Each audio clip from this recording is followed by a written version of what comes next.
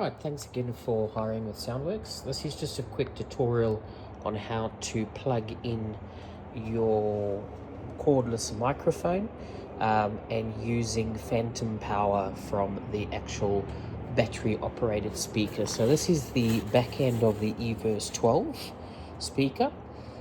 When connecting up your wireless microphone, there is a receiver that has to plug into the back of the speaker. So in your box you will have where the receiver was, the microphone, spare batteries, your normal power cable that plugs into normal power socket, and then underneath that is your audio cable. Then the other cable you have is the battery operated 12 volt power cable. Now this is the one you're going to be using in order to make the entire setup portable. So on the back of your microphone receiver, you'll see there are a couple of inputs. This first one is your audio input, and then this one over here is your power input. So plug in your audio cable, you'll hear a click, and then the opposite end will plug into the back of the Everse 12. Now you can either put it in input 1 or input 2. We'll just put it into input 1. And that goes in like that. Now, in order to get power, this is battery operated. The battery will run for 6 to 12 hours, just depending on what volume you're running it at.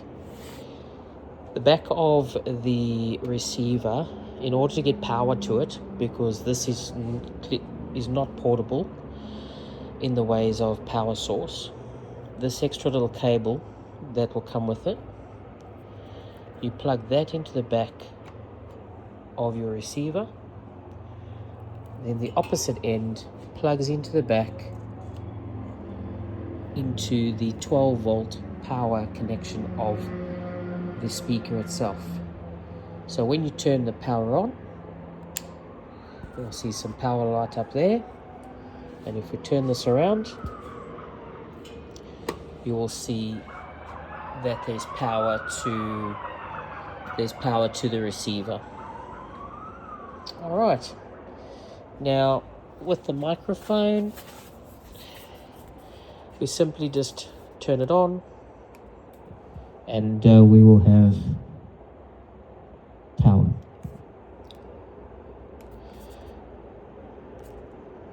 Now, just to check that you're on the same channel, you'll see that the receiver here is on A1. The microphone itself, I've just taken the back off. If you click here, you'll see,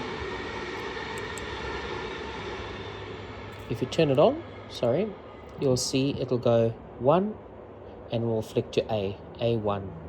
It'll flash back and forth A1, and as long as they both say A1, you're on the right frequency. Sometimes the receiver will switch to a different frequency depending on availability in the area. If that happens, if it's no longer on A1, you will have to open up the microphone, and as you can see here, there's a group and then there's a channel. You just select the group, which is the letter.